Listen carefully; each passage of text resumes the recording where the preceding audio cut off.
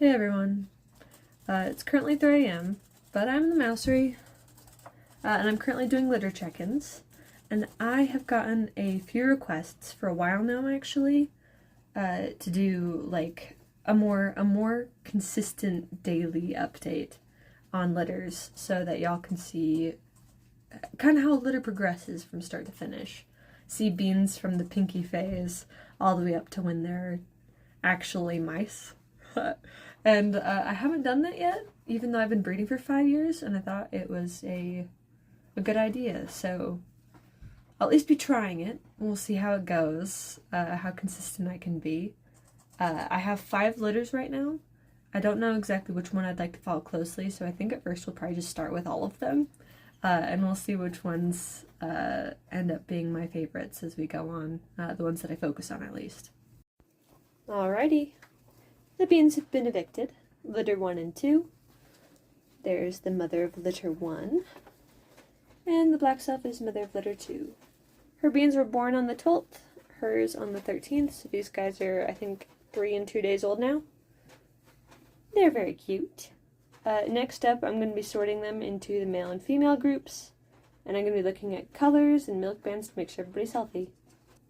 Alright, lady.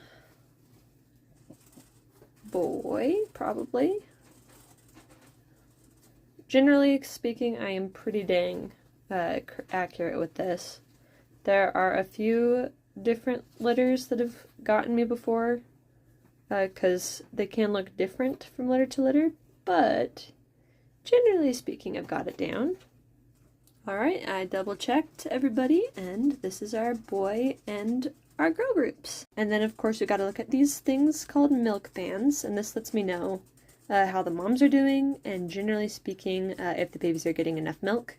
And based off that, I have to make some decisions on who I maybe need to reduce so that the rest of the babies have enough nutrients. Because, as I've said, if you guys have watched some of my other mouse videos, mice are the popcorn of Mother Nature. They're made to produce quantity rather than quality, which means, and that's actually especially true for this litter, like, these guys had an insane amount of beans. You guys overperformed, mamas.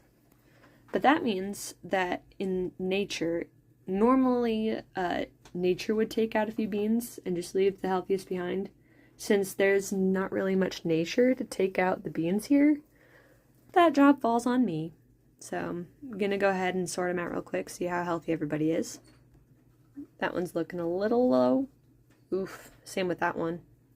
Alright, that one's better. This is just about what I want to see on a milk band. Good energy level too. That one's okay.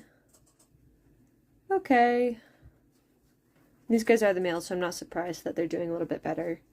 But normally with show litters, you cull down to 4 per mom.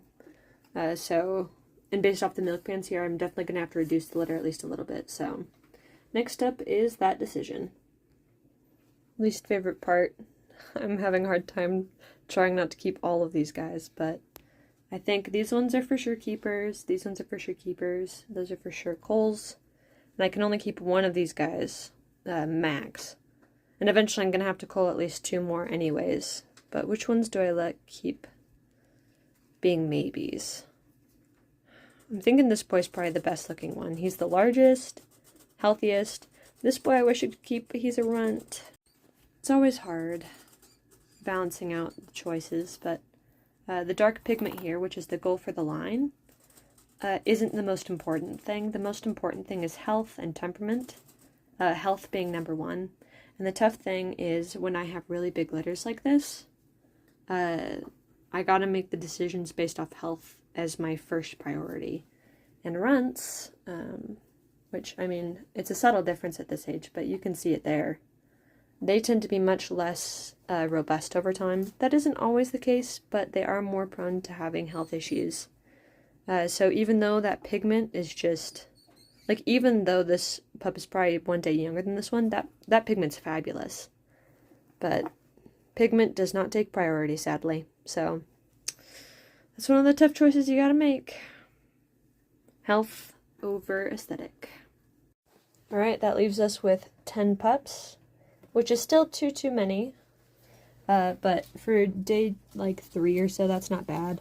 Ideally, we're down to 8 though by the end of the next week. So by day 8, probably, we want to be down to 8 pups. But we'll see. I'll check in tomorrow and see how milk bands are doing, and depending on how much these guys are still lacking milk, we'll adjust accordingly. All right, Mama's back in the nest. There you go, Mama. Beautiful show type lady. And this lady is slightly less show type, but she's got some nice dark color, and she's got a pretty good temperament. Also offer some genetic diversity, because this is a newer line. Gotta make sure I keep things spiced up. Lots of fancy new genes to keep things fresh. Some oats to keep their milk production up. And that's all for litter 1 and 2. A nice blue agouti Angora and Argentine lady, and they're very excited for their break. Their pups were born like the day before yesterday, so they're fresh. Here they go, in the box with all the treats, where they can take a break. These guys also had an excessive amount of beans, but they are from my pet type line, so I'm going to check milk bands, and here's to hoping they're doing a little bit better. Alright, for being a pet type litter, there are a few good ones, but there are also a few like that. So, not as good as I would like. It could be that they're only a couple days into this, so the mom's milk could still be coming in, but we're definitely going to have to do some reducing for these guys. That is a lot of males too. This is the male pile. This is the lady pile. So it's a male heavy litter. We'll have to fix that. Okay, that's a lot better. We're now down to 6 females and 5 males. This group, these 2 litters together, started out as 28 pups. Overkill, guys. Way overkill. Like, way overkill. And now we are down to 11. Which is a lot better. So, I'm thinking these moms were probably a little bit stressed. They seem kind of antsy. It's probably in part because there were just so many beans. Too many beans. Especially for just 2 moms. So, this is a much more doable number. I'm going to see how their milk does. Pet type lines I'll often keep 6 per mom. This is 1 less than 6 per mom. Depending on how they do with them over the next couple days, we'll see how that goes, but I'd like to see these get bigger. One thing that was nice that helped me is these are a coated line, which I can see, here, let's get that to focus, in the light, you can kind of see those are curly. That lets me know which ones are going to be Texels when they're older, and I can tell that early. And since this is a teddy bear line, that's the goal, so I was able to select for the ones with curlier whiskers.